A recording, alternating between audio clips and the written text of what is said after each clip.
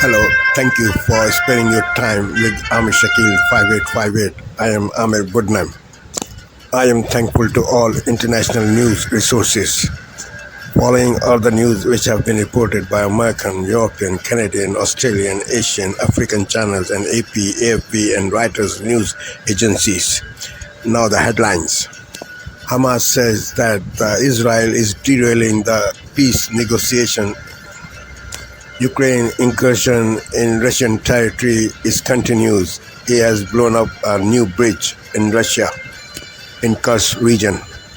Stripped children searches by police and longer jail term for the convicted people in Britain. Severe weather and flood and municipalities irregularities in Ontario, Canada. Doctors protest in India. In America, rival congressmen fight verbally, but in Turkey, they fight physically. Sometimes they get stitches. Summit in Mozambique, Africa, of African countries' leaders. DNC convention in Chicago, huge security arrangements. Election campaign continues in America without a hitch. Now please watch the channels.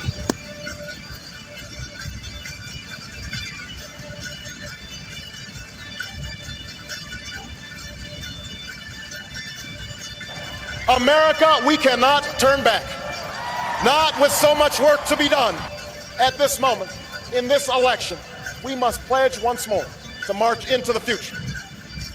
Well, it's no secret that Kamala is trying to rebrand herself as Obama 2.0. She's brought on multiple former Obama aides to run her campaign. She's even trying to kind of mimic his Hope and Change campaign with joy and freedom. And now she even has the same sort of poster that he used in 2008. I mean, come on, get some originality here. And it's no surprise that she's getting a lot of help from the media. Joining us now is Ari Fleischer, former White House press secretary and Fox News contributor. Ari, Obama and Kamala, they're just the same appeal, same energy, same intellect, same everything? Well, let's put it this way, Laura. Right now, Donald Trump is up in almost all the battleground states, according to the average of polls. And if he's not up, it's a virtual tie. You could not say that about Barack Obama when he first burst onto the scene in 2008. He was up in all of those states and kept them up. So,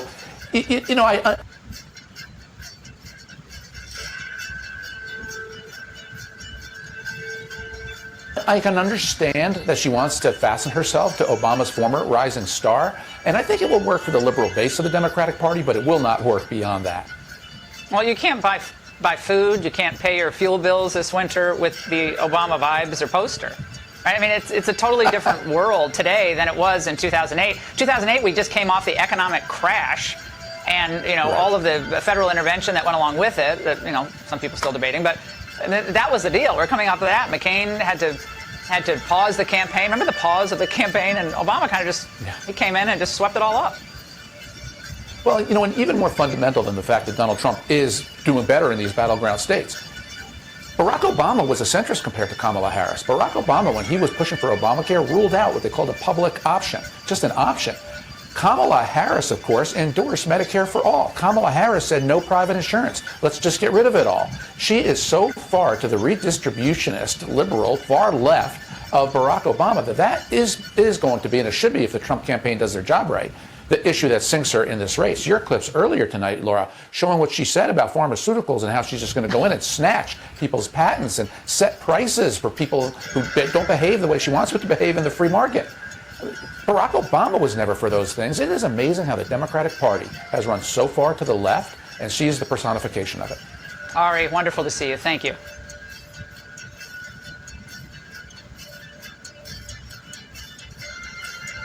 Tonight, severe weather slamming the East Coast. Millions from D.C. to Philadelphia to New York City on alert for flash flooding into tonight. The major turnaround in the race for the White House. The results of our new polling just ahead of the Democratic convention. And Ukraine presses further inside Russia.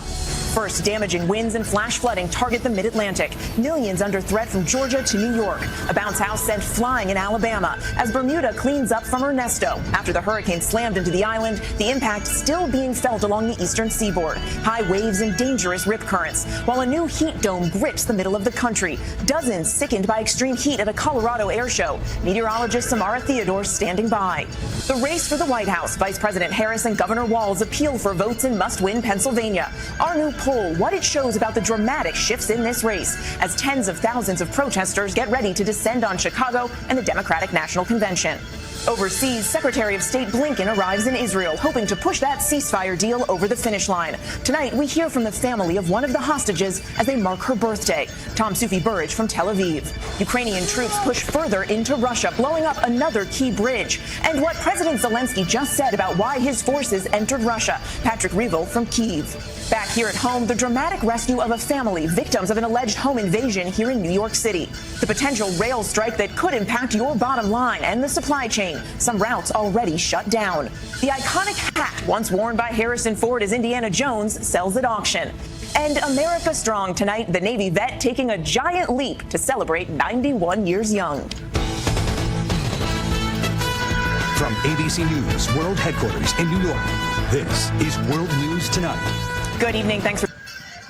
We've spent a lot of time on the show warning you about the dangers of Project 2025. We've also spent some time talking about one of the plan's key authors, that guy, Russ Vought, someone who could be White House Chief of Staff during a second Trump term. Well, this week, we watched Russ Vought explain to undercover reporters that he is personally overseeing the drafting of hundreds of executive orders, regulations, and memos to help make Project 2025's radical goals a reality. And while Trump and his allies claim they know nothing about Project 2025, Vought managed to undermine that claim at literally every turn.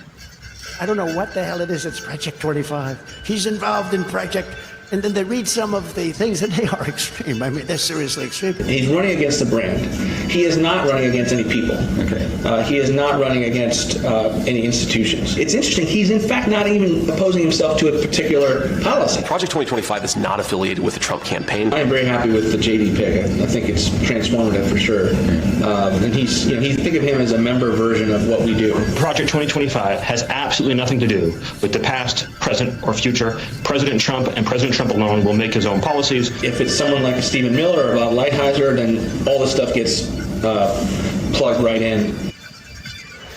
Joining me now is Democratic Congressman Dan Goldman of New York. Congressman, it's great to see you. Thank you so much for joining me. I wanted to just start by asking you to give us your reaction to that undercover video, that's what that was, of Russ Vought, and that side-by-side of Trump allies trying to distance themselves from Project 2025. Yeah, it's so telling, right? In private, it's clear that this is all part of the Trump operation. You don't have to look far. Russ Vought was the Office of Management and Budget Director under Donald Trump. John McEntee is another head leader of Project 2025. He was Donald Trump's personnel manager. Dan Lanz just left, even though he was a big part of Trump's operation.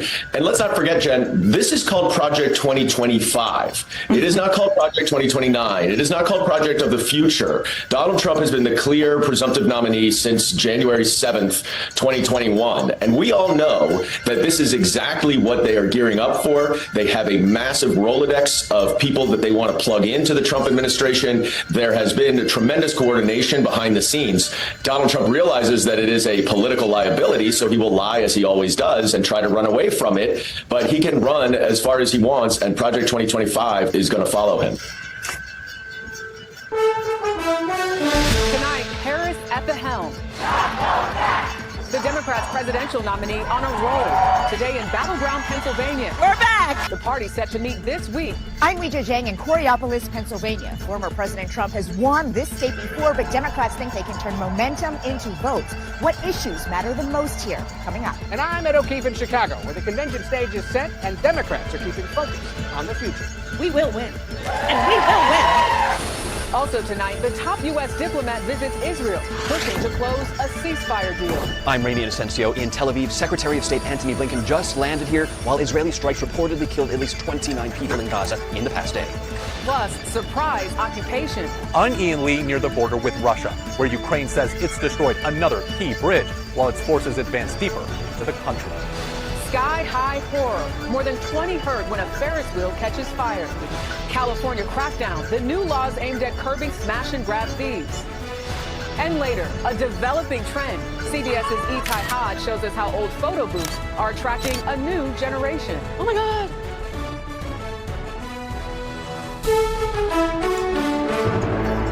This is the CBS Weekend News from New York with Jerika Duncan. Tonight, Vice President Harris closing the gap with former President Trump ahead of the biggest moment of her political career so far.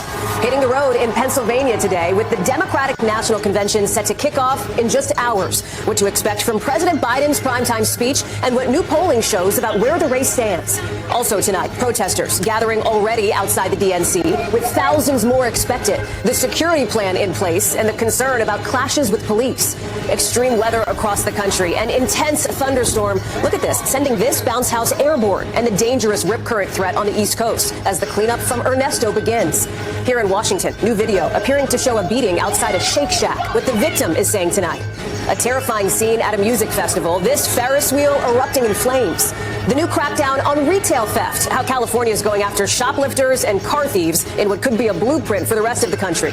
An NBC News exclusive inside Operation We Will Find You as U.S. Marshals track down hundreds of missing kids in just 6 weeks. And these very good dogs and the people making it easier to find their forever homes. This is NBC Nightly News with Hallie Jackson.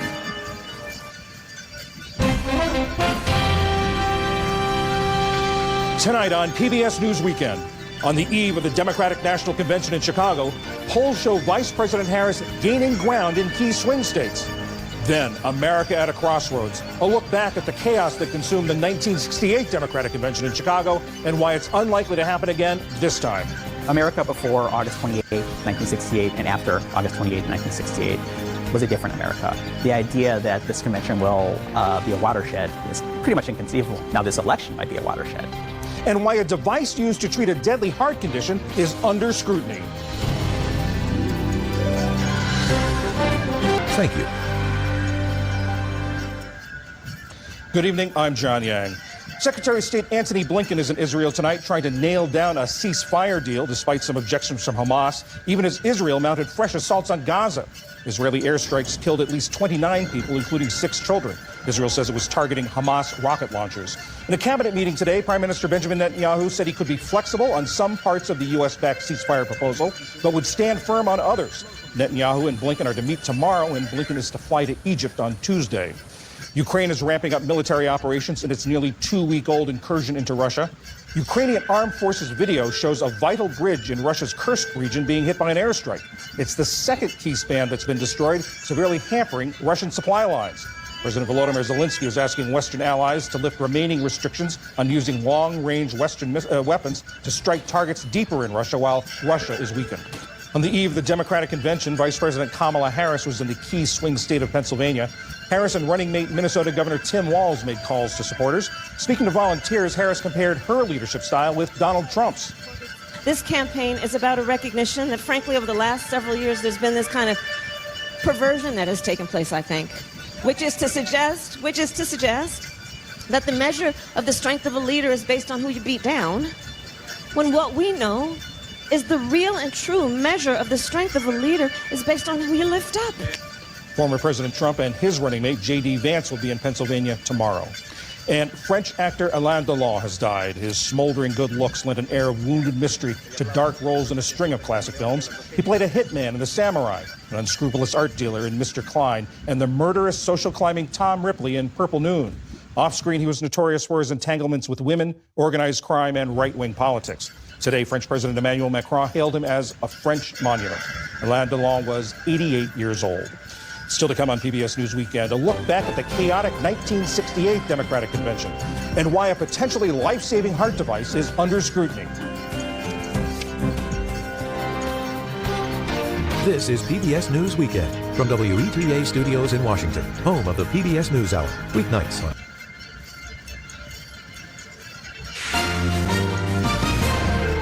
On this Sunday night, wild weather.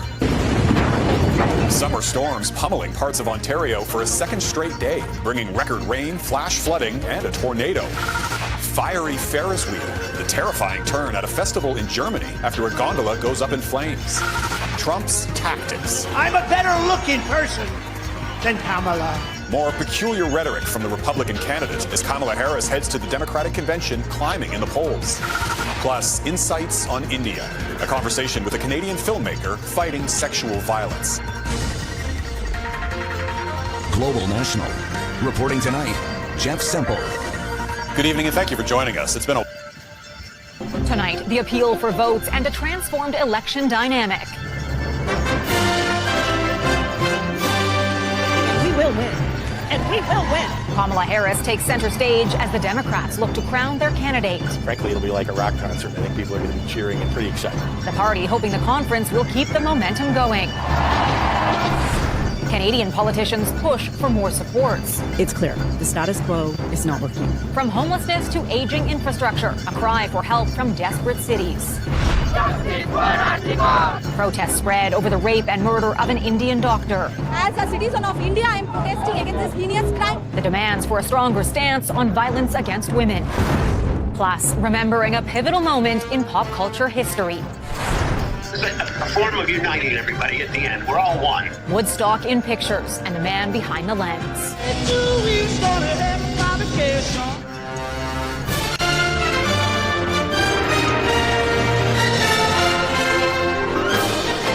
CTV National News with Heather Butts.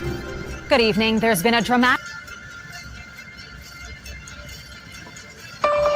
Tonight, Chicago gets ready for a big political show and braces for the possibility of unrest. I'm really excited to see a woman up there. I'm really excited to see a person of color. Anticipation and heightened security on the eve of the Democratic National Convention. Severe weather wreaks havoc in Ontario with record-setting rainfall and a tornado touchdown. It was very scary. You just don't think it's going to happen to you. The calls for climate change mitigation. And little critters that could solve a big problem. How do you convince people to start feeding their farm animals this? How bugs could feed the animals that feed us. From CBC News, this is The National with Christine Birak. Thanks for joining us. Ian is away. In just hours, the Democratic National Convention will kick off in Chicago. Well, at 3 years, federal parliamentary terms seem too short for most people's liking, whether they're voters or political parties. It's mid-August, and with only 6 sitting weeks left for the House this year, parliamentary time's running out for the Albanese government to implement some big-ticket promises. There's the multi-billion-dollar overhaul of the National Disability Insurance Scheme, restrictions on gambling ads, which are proving divisive on Labor's backbench. Also on the backlog, the biggest revamp of aged care in decades, as well as the $22 billion manufacturing agenda known as the Future Made in Australia. Well, set against those ambitions, there's the Senate setting a glacial pace lately, not exactly shredding the government's plans, but definitely frustrating them. So we'll cast an eye over this and more this Monday. We're live from Parliament House, recognising traditional custodians around here. I'm Greg Jennett. This is Afternoon Briefing.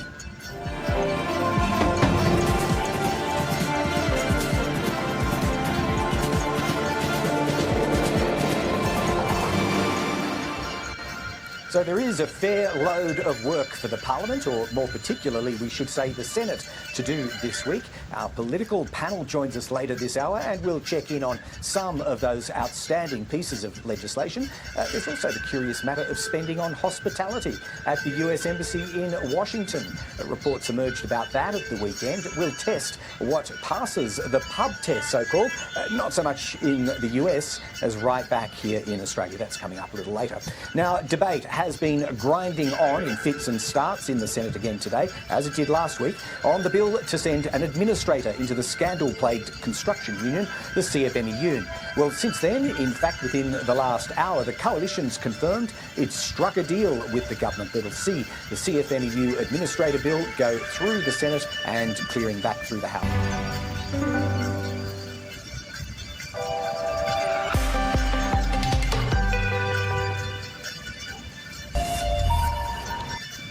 And this is Daybreak.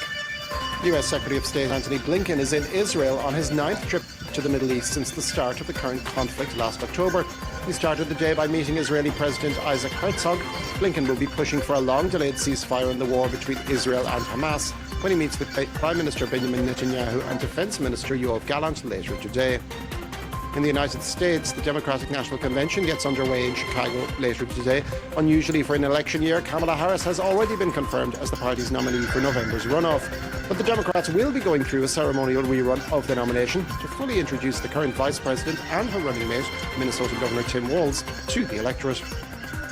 Ukrainian troops push further into Kursk, destroying a second strategic bridge, as President Volodymyr Zelensky confirms that the incursion into the Russian border region is intended to create a buffer zone that will disrupt Russian military supply lines into eastern Ukraine.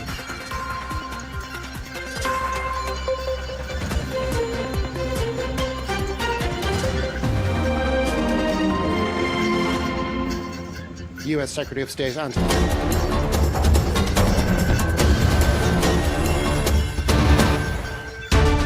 Leaders of the 16-nation Southern African Development Community meet in Zimbabwe as the region faces multiple challenges. Senegal becomes one of just 12 African nations with their own surveillance and telecommunications satellites in space. Heads of state and government from the 16-nation Southern African Development Community at a summit in the Zimbabwean capital Harare on Saturday. The gathering comes as the region faces multiple challenges, including an ongoing drought, fighting in the Eastern Democratic Republic of Congo, and the outbreak of a new and more deadly strain of the Mpox virus. Summit extended to Belgium support member states affected by Mpox, develop domestic development, and practice careful and efficient. The summit took place amid increasing concerns about Zimbabwe's crackdown on human rights, including the arrests of opposition members and activists. 10, 9. Senegal has marked an historic milestone with the successful launch of its first satellite. A brawl broke out among Turkish lawmakers Friday during a heated debate over an opposition delegate currently imprisoned on what are widely considered to be politically motivated charges. Footage released by a lawmaker showed Ahmed Sik, a representative from the Stem party, as the jailed deputy, being attacked by a lawmaker from President's ruling party while speaking on the chamber's podium. Sik had just called members of the ruling party a terrorist organization. In a subsequent scuffle involving dozens of deputies, a female lawmaker was struck, leaving drops of blood on steps, leading to the speaker's lectern. Another opposition member was also reportedly injured. In Mali's capital, Bamako, donkeys are being put to work picking up garbage. Yakuba Diallo uses 2 of them to pull his cart around the city. It's drowning in waste, and he's paid directly by households to collect their trash. And donkey carts are a more affordable transport method than motorized vehicles.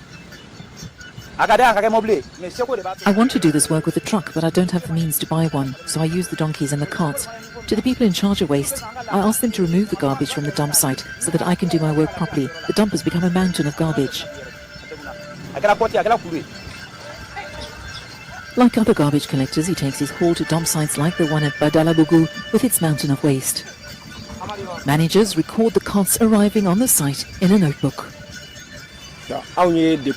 We manage the site. We manage the money at the end of each month. This is our job. As you can see, the donkey carts come here and we write down their names. The advantage of using donkeys for this cannot be overestimated. We work with the donkey carts. A car can't even access this place.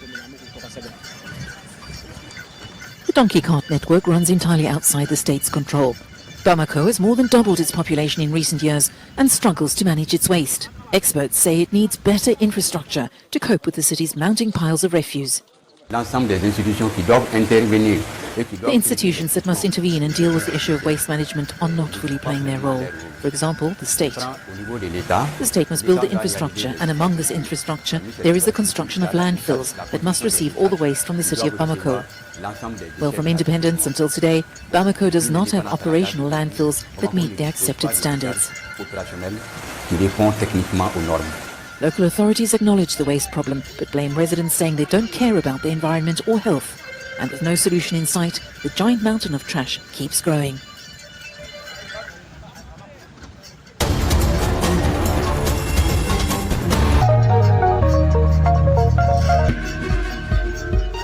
Euronews. The news.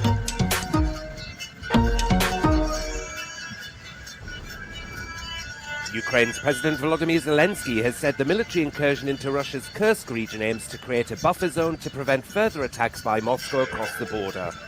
It's the first time Zelensky has stated the aim of the military operation, which was launched on August the 6th. Є за сьогодні хороші, потрібні нам результати у знищенні російської техніки під Торецьком. І це все більш, ніж захист для України. Це зараз основне завдання наших оборонних дій загалом. Знищити якомога більше російського потенціалу війни. І проводити максимум контрударної роботи. He also used his nightly video address to appeal to international allies to speed up deliveries of military hardware for the battlefield. Zelensky's comments come on the same day the Ukrainian military released footage showing what it said was the destruction of a key bridge in Kursk, the second such bridge struck in less than 2 weeks. Destroying the bridges could disrupt Russia's supply routes and might signal that Ukraine has intentions for its troops to dig in. The Ukrainian military operation has seen Kyiv's forces seize several villages, take hundreds of prisoners and force the evacuation of tens of thousands of civilians in what's become the largest attack on Russia since World War II. In more than a week of fighting, Russian troops are still struggling to drive out Ukraine's forces. Kyiv also hopes the operation will change the dynamic of the more than 2-year-old conflict.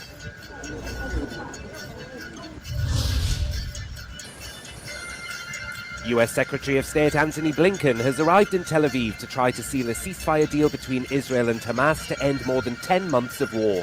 The evolving proposal calls for a Blinken has arrived in Tel Aviv to try to seal a ceasefire deal between Israel and Hamas to end more than 10 months of war. The evolving proposal calls for a 3-phase process in which Hamas would release all hostages abducted during its October the 7th incursion into Israel. In exchange, Israel would withdraw its forces from Gaza and release Palestinian prisoners. But Hamas...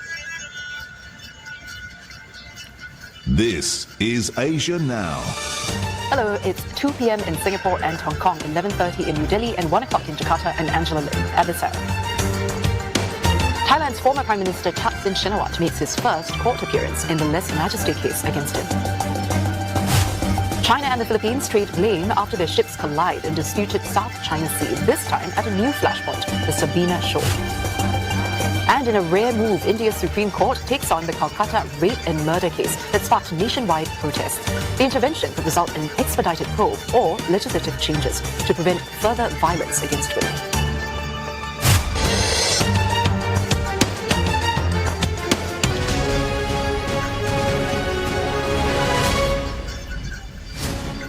Good morning. It's 7 o'clock on today's show. Unnecessary, unsafe and underreported. The Children's Commissioner's damning verdict on children being strip-searched.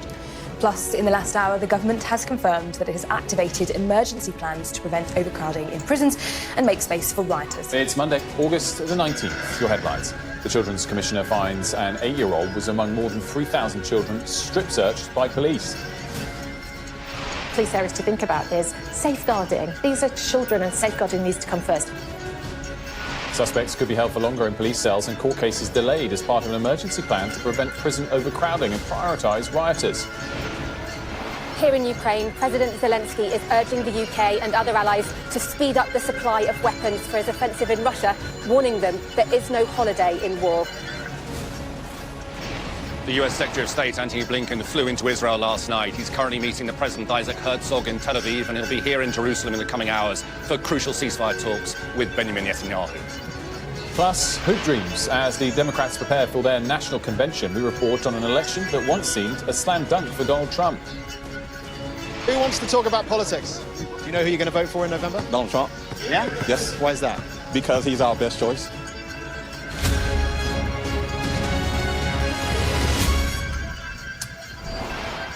Good morning to you. The Children's...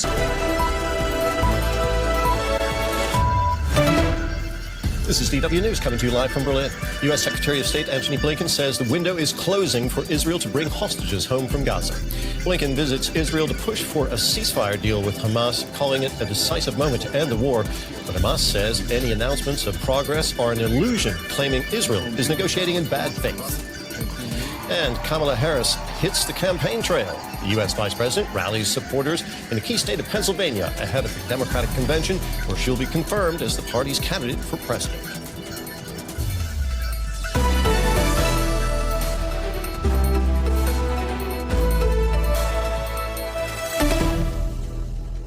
TV and ABC iView. West to push for a truce in Gaza despite Hamas blaming Israel for derailing ceasefire talks.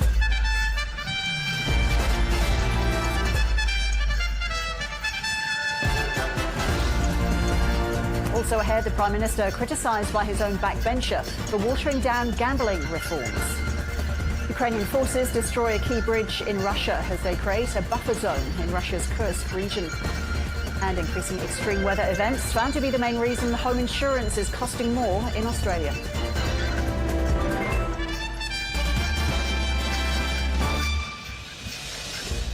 Hello and welcome to ABC News. I'm Ros Childs. Thank you for watching and privilege of your time.